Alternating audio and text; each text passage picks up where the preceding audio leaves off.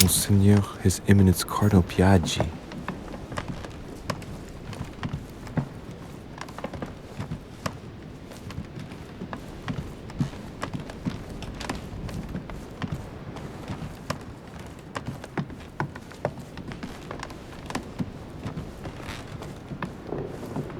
His Holiness awaits my report.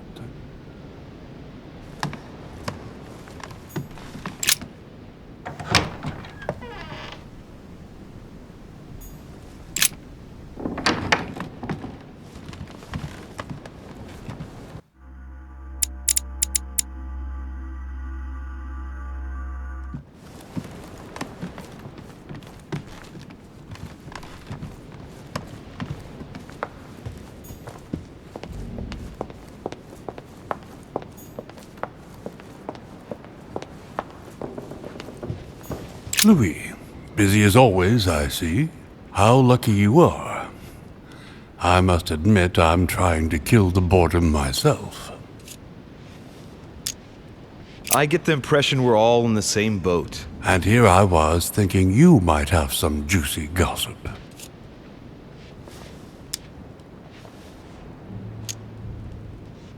Me? No, nothing at all. And you? I would like to be able to say yes, but it's been dead quiet.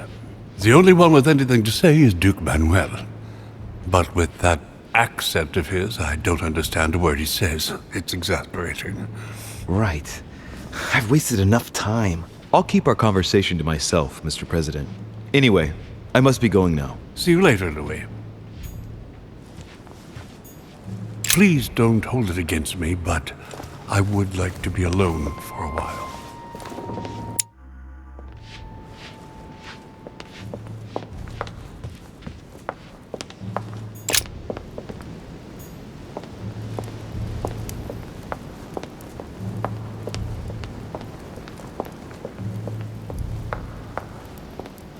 Louis, I was sure you would stay.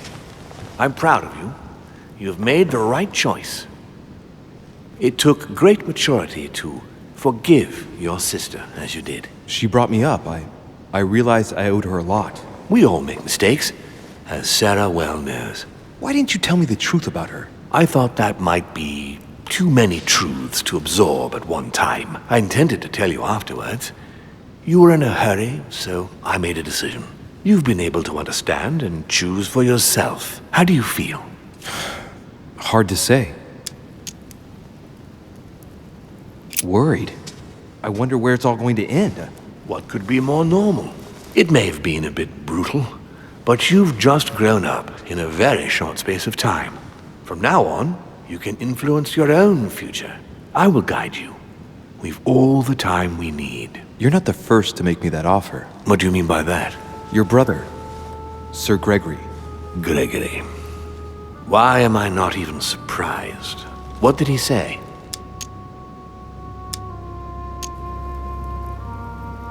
I think he's worried about you. Worried? Marvelous. That's just like him.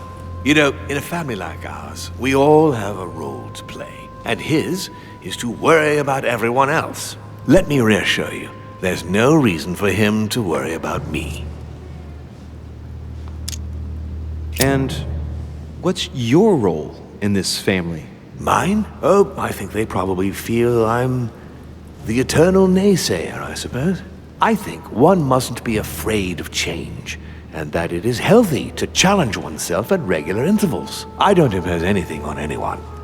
I'm just following my own path. But where does it lead? I suppose I should explain.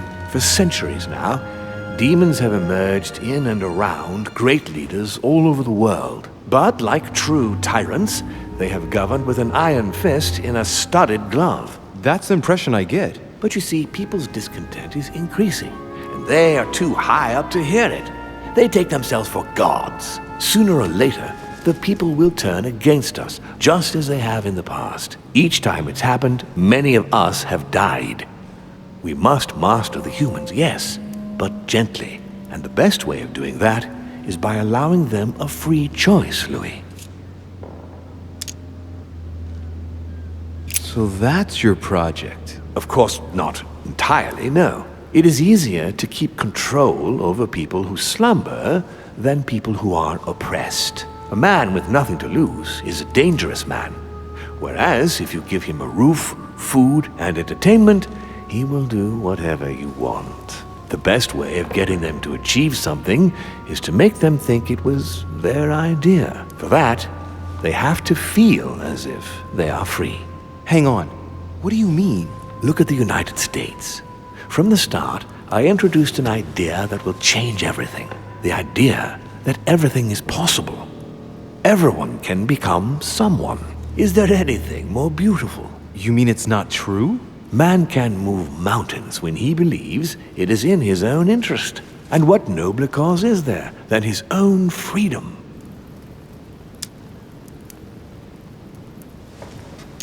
Do you have any more examples? Of course.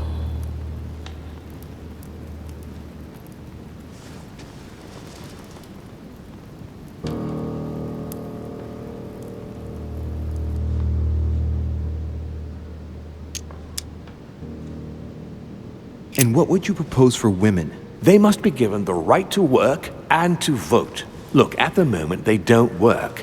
They take care of raising children. What a mistake. We have to get them out of the house. Make them work. In this way, not only will they become consumers, but they will also delegate the job of education to the system. We could guide humanity from a young age, Louis, don't you see? Today we are wasting too much time. Talk to me about slavery. Well, take the slave trade, for example. It's an archaic practice that simply has to stop. Today, black slaves of America work for free and in unbearable conditions. Tomorrow, if you free the blacks and offer them work along with a salary, they will bless you for it. Then, they will be integrated into the system. They will be taxable. Once they are free, they will have to work for a roof, pay taxes, and feed their families. Maybe we could take away the civil rights of prisoners, for example. In this way, we'll keep control of all those who respect the system and benefit from the others as a workforce. What obscurantism!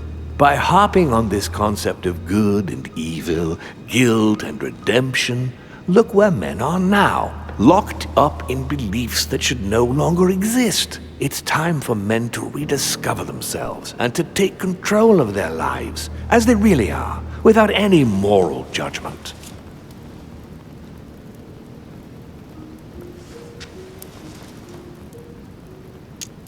Tell me what you think about progress. Progress is essential, Louis. It's the future. What else? Progress must liberate humanity from burdensome chores. Progress must replace man wherever his presence is not obligatory. It creates both the desire and the need. It will liberate women as soon as the machines are able to do all the chores in the home automatically. It will bring men together by bringing a faster means of locomotion. Look at the Cultural Revolution that printing brought about. But the most important of all has already been laid. The foundation stone. Freedom of speech. The First Amendment of the Constitution. There must be opponents to every project. So, above all, don't develop a one-track approach. Otherwise, man won't have enough room for expression to feel free. If man sees his chains, he will only want to break them. If we give men the feeling that they are free, I am convinced that they will exceed their limits. And it is only from that condition that humanity shall rise up. But do you want to dominate or raise humanity higher? I want it to advance. I want it to progress. Man is our vessel. If he progresses, then so do we. Wouldn't you like to know what we really are? Who do you mean? Demons? Yes, us. Our species. I've been searching for centuries, trying to find a way to explain the reason of our existence. But humanity has not yet evolved enough to make any progress on the subject. I am convinced that the sciences will bring that knowledge someday. So, that's your objective, is it? To understand who we are? I understand your goal, but the change you propose is not really a significant one. It is merely more smoke and mirrors. You must understand that we directly depend on men. Consequently, we have to do our utmost to help them progress and to prevent them from killing each other.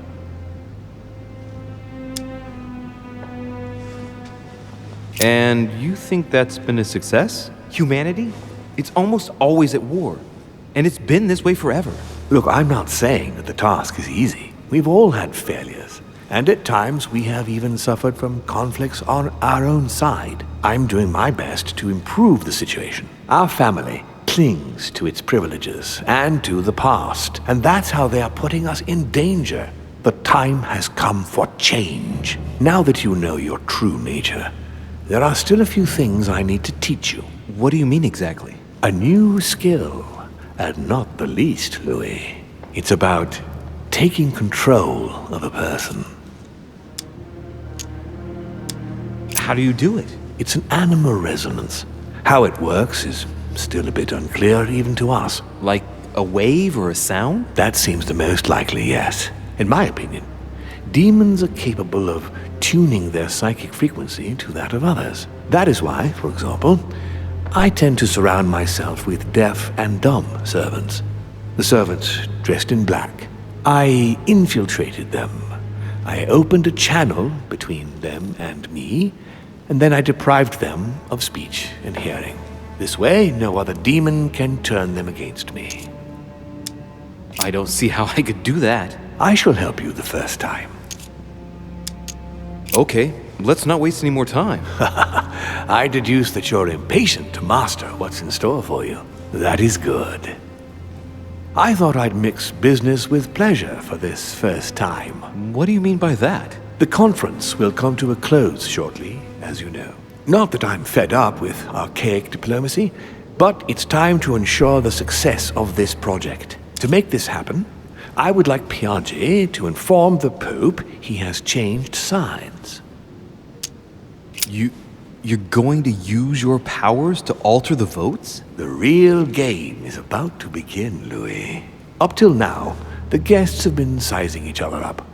From now on, it's time for Gregory and myself to play, as well as you yourself. Now, here is my plan. I would like you to join His Eminence in his room. Just play along. We'll see when the time comes. Very well.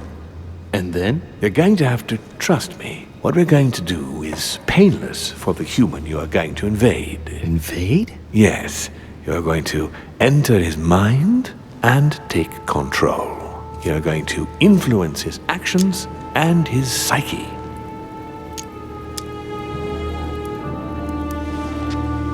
Make him speak, then concentrate. You must focus on him in order to feel his thoughts. Then, while speaking, you must link with him. Once you're done, you will naturally find your way to the source and enter into his thoughts. But what if I fail? Trust in your instincts. You just have to let yourself go. You have the skill. Let your nature come to the fore. You'll see. If you fail, you'll be in for some light banter with His Eminence. That's all. There's nothing to be afraid of. Very well. Perfect. Go now. The Cardinal is in his room. You will have to write a letter to the Pope as if Piaggi had written it himself. In this letter, tell the Pope that whatever happens during the conference, he must follow my propositions. But be careful. In order to protect himself from counterfeiters, the Pope had Piaggi's hand tattooed with a symbol to be sure of his identity. You'll see when you're inside him. You'll understand. Once it's written up, just bring it back to me and I'll send it off immediately. All right, I'll take care of it.